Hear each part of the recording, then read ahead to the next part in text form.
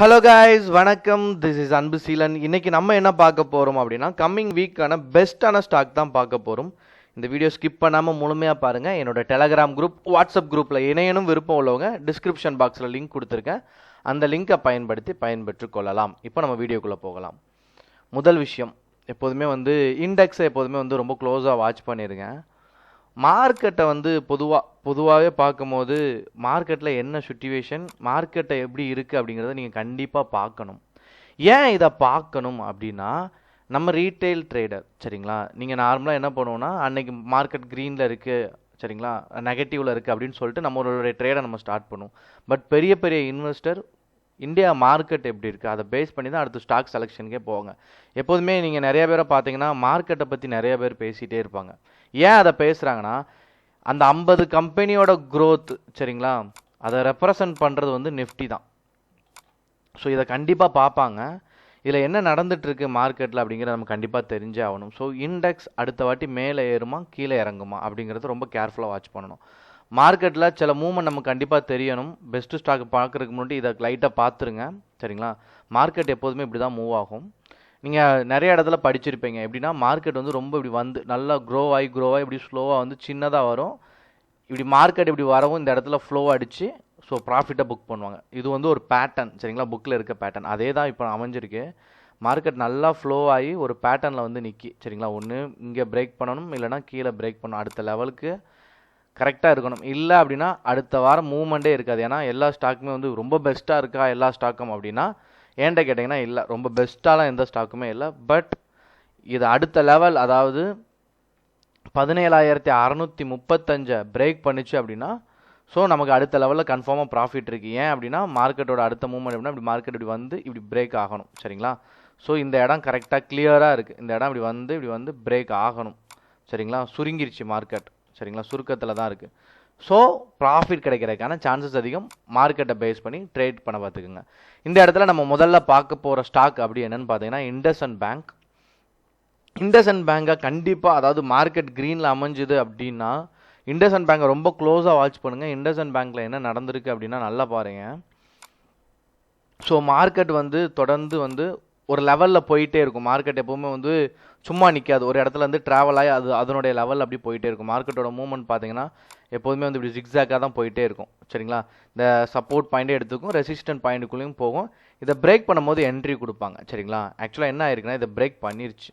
இந்த லெவலை பிரேக் பண்ணி இங்கே கன்சிஸ்டண்ட்டாக என்ன பண்ணுது அப்படின்னா இங்கே ஒரு மூவ்மெண்ட் எடுத்துகிட்டு இருக்கு சரிங்களா. Again IndusInd bank Monday market க்ரீனில் அமைஞ்சுது, மார்க்கெட் பாசிட்டிவில் போகும். ஏன்னா ஷேர் மார்க்கெட்டை பொறுத்த மட்டும், அதுவும் எஸ்பெஷலி இன்ட்ராடே மார்க்கெட்டை பேஸ் பண்ணி ட்ரேட் பண்ண கற்றுக்கிட்டிங்கன்னா தொடர்ந்து உங்களுக்கு சக்ஸஸ் வந்துகிட்டே இருக்கும். அந்த லெவலில் நீங்கள் பார்க்கும்போது சரிங்களா, அடுத்து லாஸ்ட் இன்னைக்கு ஃப்ரைடே நடந்த கேண்டிலாக மண்டே பிரேக் பண்ணிச்சு அப்படின்னா கன்ஃபார்மாக ப்ராஃபிட் இருக்குது சரிங்களா. ஸோ இண்டஸ்இண்ட் பேங்கை கண்டிப்பாக உங்களுடைய வாட்ச் லிஸ்ட்டில் ஆட் பண்ணிடுங்க. அதுக்கடுத்து நம்ம பார்க்க போகிறது என்னென்னு பார்த்தீங்கன்னா டைட்டனும் அதே தான். என்ன அப்படின்னா நான் சொன்னது தான், நெஃப்டி 50 எப்படி சுருகலான ஒரு இடத்துல நிற்கோ அதே மாதிரி மார்க்கெட் மூவ்மெண்ட் அடுத்த லெவல் எடுக்கிறதுக்கு ரெடியாக இருக்குது. கீழே பிரேக் பண்ணாலும் சரி, மேலே பிரேக் பண்ணாலும் சரி சரிங்களா. டைட்டன் ப்ராஃபிட் தரதுக்கான சான்சஸ் ரொம்ப அதிகம். ஏன்னா மார்க்கெட்டை நீங்கள் க்ளோஸாக வாட்ச் பண்ணிங்கன்னா தெரியும். ஸோ கரெக்டாக ஒரு லெவலில் நிற்கி ஸோ அடுத்த லெவல், ஏன்னா இதுக்கு அடுத்து இதை உடச்சிட்டு போகும், இப்படி நேராலாம் போயிட்டுருக்க சான்ஸ் இல்லை.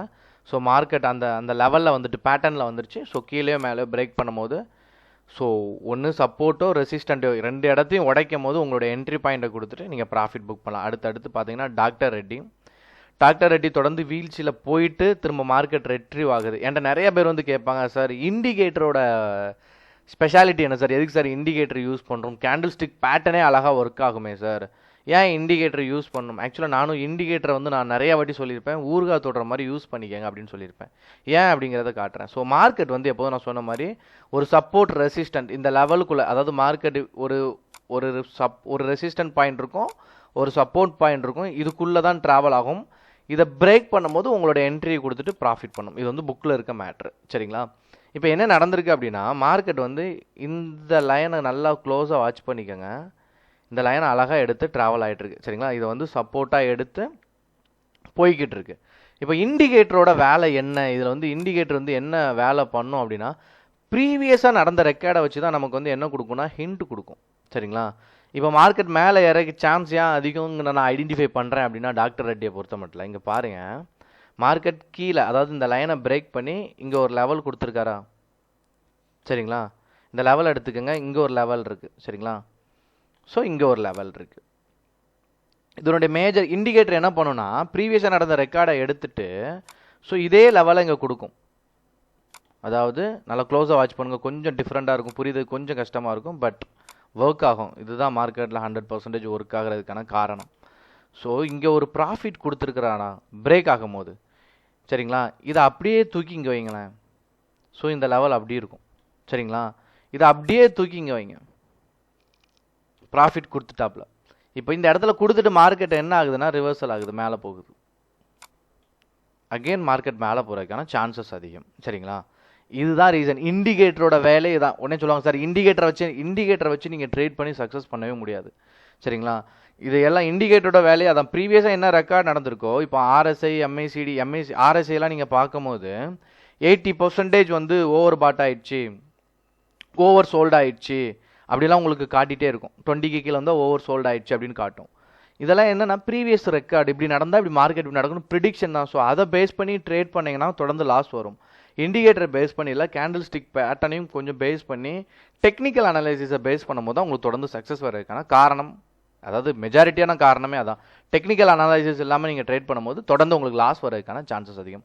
அதன் பிறகு பார்க்க போனால் ஏஷியன் பெயிண்ட் அவ்வளோதான். மார்க்கெட்டோட மூவ்மெண்ட் கரெக்டாக அதனுடைய சப்போர்ட் லைனை தொட்டுட்டு மேலே போகிறதுக்கான சான்சஸ் அதிகம். ஸோ இது தொடர்ந்து அதாவது எப்போவுமே வந்து ஒரு பிரேக் அவுட்டில் தான் என்ட்ரி கொடுக்கணும்.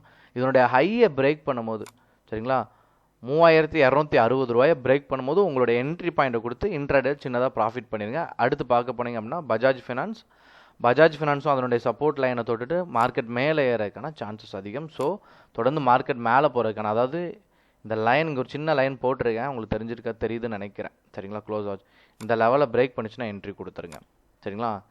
டோஜி 7240 கிராஸ் ஆகுது அப்படின்னா உங்களோட என்ட்ரி பாயிண்ட்டை கொடுத்து நீங்கள் ப்ராஃபிட்டை புக் பண்ணிக்கலாம். ஓகேங்களா. Okay guys, thank you so much for வாட்சிங் this video. Tata bye bye, see you.